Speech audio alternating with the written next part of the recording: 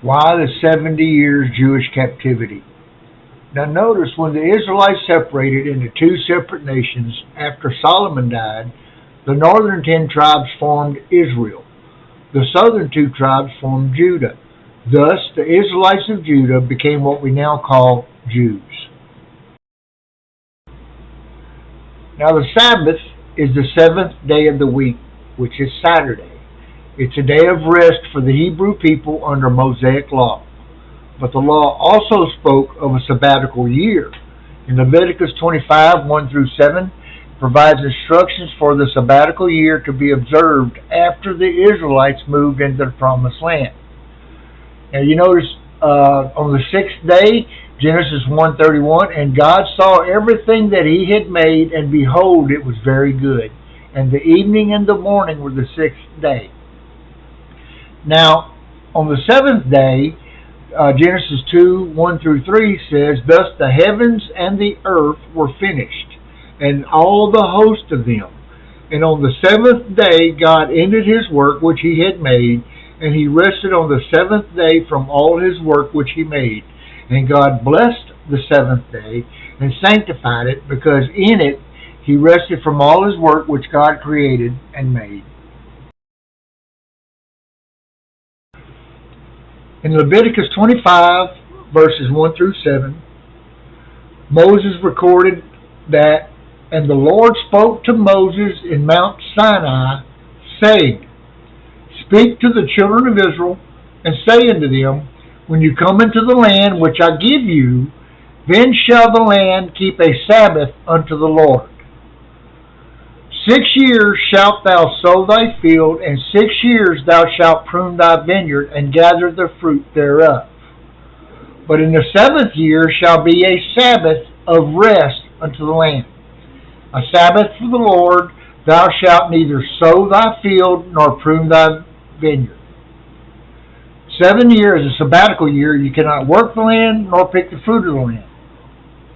The Lord provided enough food during the 6th year harvest to last the entire 7th year. So you didn't need to do anything the 7th year. In verse 5 it says, That which groweth of its own accord of thy harvest thou shalt not reap, neither gather the grapes of thy vine undressed, for it is a year of rest unto the land. And the Sabbath of the land shall be meat for you, for thee, and for thy servant, and for thy maid, and for thy hired servant, and for thy stranger that sojourneth with thee, and for thy cattle, and for thy beasts that are in thy land, shall the increase be thereof meat. In other words, he said the 6th year will provide enough food to feed everybody, including animals.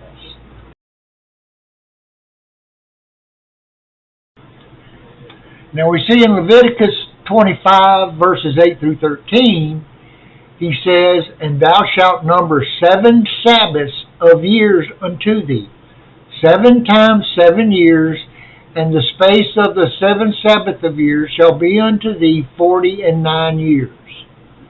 Then shalt thou cause the trumpet of the Jubilee to sound on the 10th day of the 7th month. In the day of atonement shall ye make the trumpet sound throughout all your land. And ye shall hallow the 50th year, and proclaim liberty throughout all the land unto the inhabitants thereof, and it shall be a jubilee unto you. And ye shall return every man unto his possession, and ye shall return every man unto his family. A jubilee shall be that 50th year be unto you. Ye shall not sow, neither reap that which groweth of itself in it, nor gather the grapes in it of thy vine undressed. For it is the Jubilee. Thou shalt be holy unto you, and you shall eat the increase thereof out of the field. In the year of this Jubilee ye shall return every man unto his possession. Now, what he says here is that every 7th year is a sabbatical year of rest for the land. After 7 cycles of 7, which is 49, the 50th year shall be a year of Jubilee. Now, the year of Jubilee will also be a year of rest. So, you'll have 7 cycles of 7, And then the 50th, which is Jubilee, shall also be rest for the land.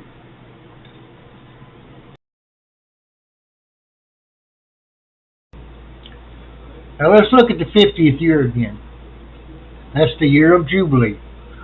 The word Jubilee is a Hebrew word called Yobel, which means ram horn. That's because they blew the ram's horn at the start of the Jubilee. The 50th year deals largely with land, property, and property rights. Every 50 years is 7 sabbatical years, and from 1086 BC to 586 BC, when Judah was carried into captivity and the temple was destroyed, was 500 years. Saul didn't become king until about 1050 BC, so it was during the period of the judges when Israel quit observing the sabbatical year. 500 years equals 70 sabbatical years.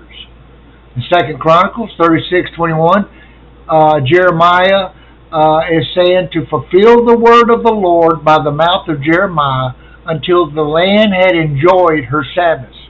For as long as she lay desolate, she kept Sabbath to fulfill 70 years, which is 70 years.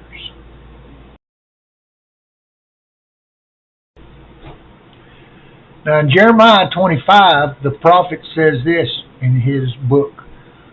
The word that came unto Jeremiah concerning all the people of Judah in the 4th year of Jehoiakim, the son of Josiah, king of Judah. And that was the 1st year of Nebuchadnezzar, king of Babylon. Now, Jehoiakim reigned for 11 years, from 609 BC until 598 BC. So the 4th year of Jehoiakim would be about 605 BC. In verse 2 it says, the which Jeremiah the prophet spoke unto all the people of Judah and to all the inhabitants of Jerusalem, saying, Therefore thus saith the Lord of hosts, because you've not heard my words, behold, I will send and take all thy families of the north, saith the Lord, and Nebuchadnezzar, king of Babylon, my servant, will I bring them against this land, and against the inhabitants thereof, and against all these nations round about, and I will utterly destroy them, and make them an astonishment, and a hissing, and a perpetual desolation. Moreover, I will take from them the voice of myrrh, and the voice of gladness, and the voice of the bridegroom, and the voice of the bride, and the sound of the millstones, and the light of the candle, and this whole land shall be a desolation, and an astonishment. And these nations shall serve the king of Babylon for 70 years. And it shall come to pass, when 70 years are accomplished, or over, that I will punish the king of Babylon, and that the nation, saith the Lord, for their iniquity in the land of the Chaldeans, and will make it a perpetual desolation.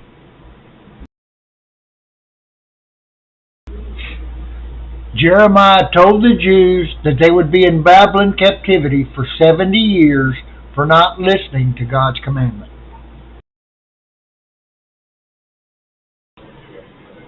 Now in the book of Daniel, chapter 9, verses 1 and 2, Daniel records this.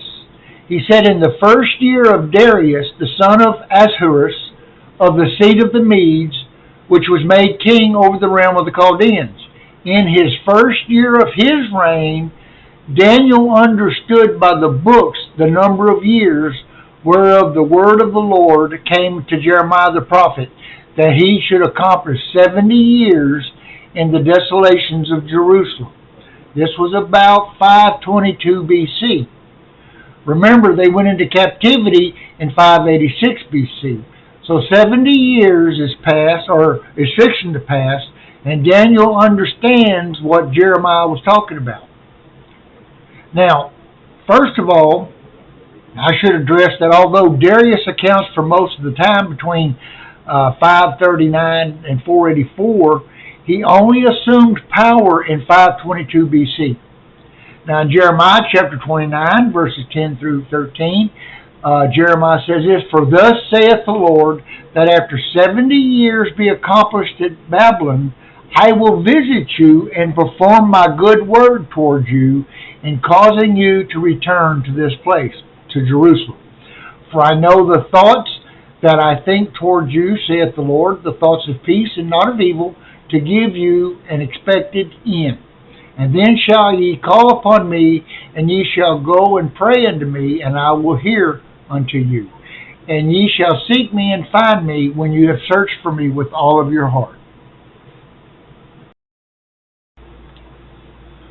Now 586 BC to roughly 516 BC is 70 years.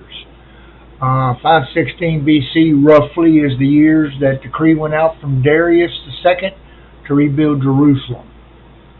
Thank you for listening to this lesson, and this is the reason why the southern tribes, which was Judah and Benjamin, collectively known as Judah, had to endure 70 years of captivity. It's because they refused to listen to God in letting the land rest every 7th year for 1 year. Thank you. See you next time.